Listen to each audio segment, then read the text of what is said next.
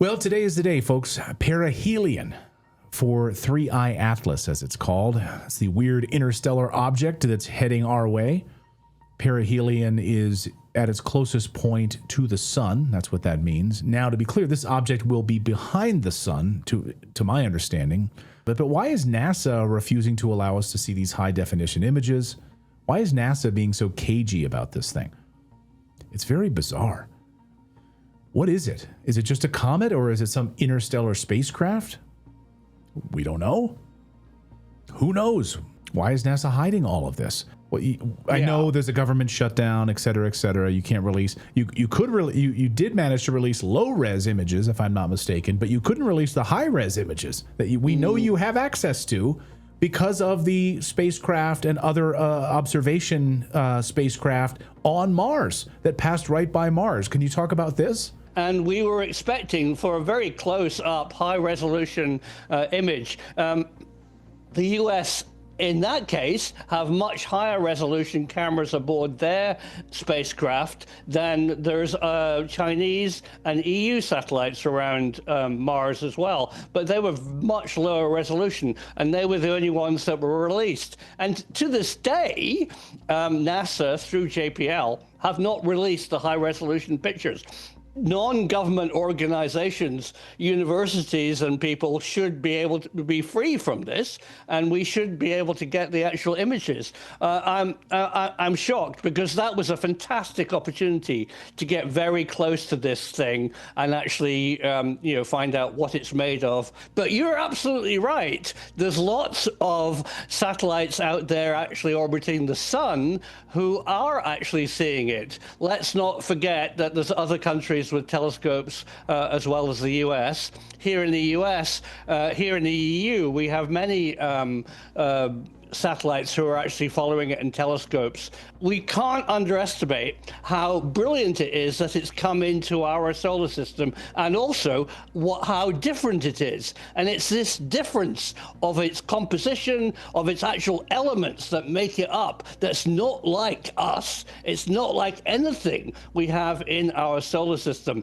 It's not made by our star. It's come from somewhere else because it's not from around here. So, for example, a normal comet, which is coming from our solar system, made of all the stuff that you and me and everything is made of, we know how they behave. They're mainly made up of water. So when they get near the sun, they evaporate, and there's a big tail coming out the back. Now, this crazy guy is probably made of different elements, and, for example, it's had a tail coming out the front, and most of the gas coming out the back is probably a cyanide gas coming out of its metal structure.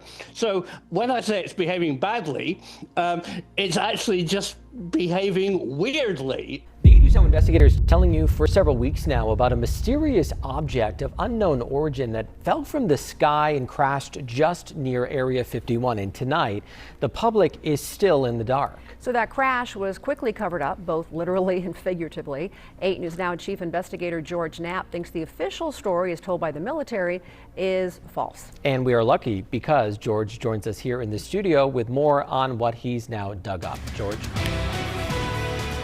Well, how quickly might the government respond to a crash of an unknown object? What happened back on September 23rd on public land outside the boundary of Area 51 is a textbook example of how crash retrievals work. And to no one's surprise, pretty much everything told to the public since then is pure fiction. You can see this in F-18. Scanners and computers inside this room listen to and record radio traffic inside Area 51 round the clock. On the morning of September 23rd, York Arnu heard some astonishing news. Had my cup of coffee, and I'm listening to Area 51 security, and all of a sudden, they get very serious. Locked down the base. Arnu learned there'd been a large but totally secret air operation in the middle of the night, and that something had gone wrong. So we just had an asset go down. We had an asset go down.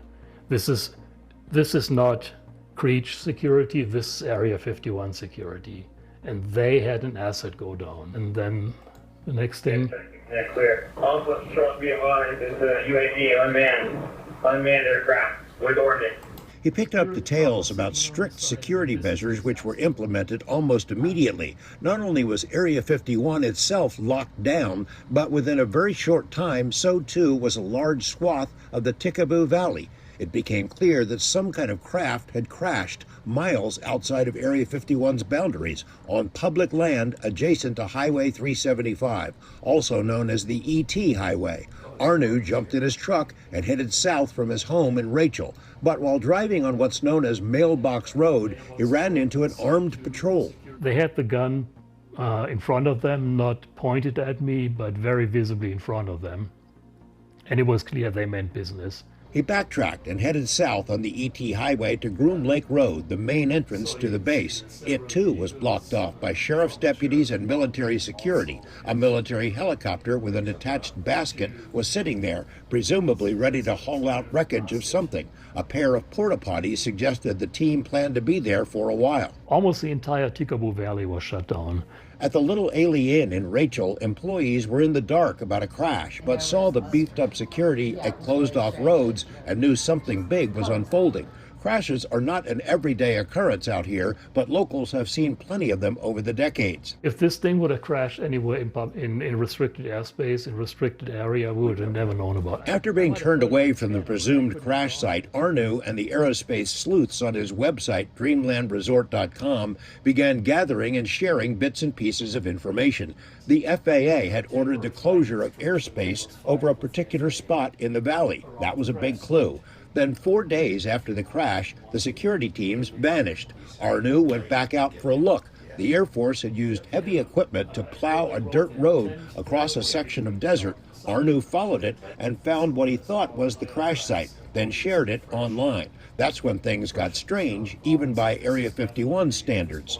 A second wave of cleanup crews descended on the site, presumably to pick up any remaining debris, but they also used graders to cover the entire area with a thick layer of dirt, literally a cover-up. Creech Air Force Base, which is home to a fleet of Reaper drones and other UAVs, issued a statement explaining that the, quote, unmanned aircraft was one of theirs. The same statement claimed someone had been tampering with the crash site and had scattered assorted pieces from other aircraft, along with an inert training bomb. The Air Force said the FBI was investigating this alleged tampering at the site.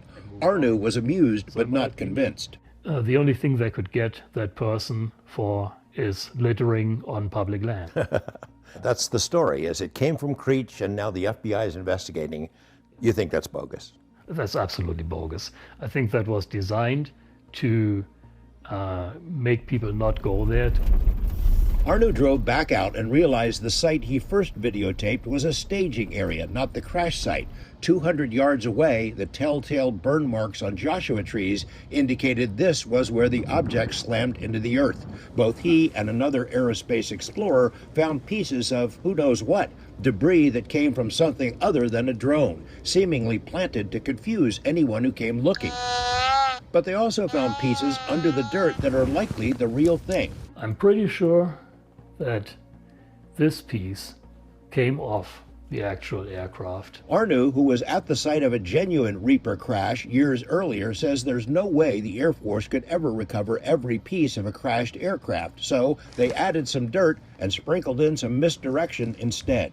If I were them, I would probably do just that. Is there a good guess about what crashed? On the Dreamland Resort website, members, including former military and retired defense contractors, chimed in. The leading theory is that the drone was one of a latest generation of AI-controlled craft that accompany advanced fighter planes and can act independently to get the job done. The next generation air dominance project is the big thing at Area 51. So the pilot flies along and says, hey, there's a target on the ground, drone 1, go check it out, and if it's a bad guy, take care of it. And drone 1 goes and does the rest. If the military wants to keep a secret about strange things that fall out of the sky, they have many tools at their disposal. Lock down the base, seal off the public land, put out a cover story, sprinkle some disinformation over the whole thing. Arnu says the middle-of-night operation that ended with the crash is one of the biggest he's ever heard of, nicknamed Black Flag. He has a good idea which hangar at the Area 51 base houses the unknown drones, but is not willing to say more. It is, after all, almost 3 years to the day since FBI agents kicked kicked in the door of his home and carted away his computers and cameras. No charges have ever been filed. Back to you. And George, what I really like to say is there's so much more behind a press release, right? That press release that came in, the first one that we talked about here, said it was an incident. Didn't even say it was a crash. Didn't even say what it was. So there, really shows you how investigative reporting can go a long way. If you enjoyed today's video on Anonymous Official, leave a like and subscribe if you haven't done so already. Thanks for watching and sticking with us.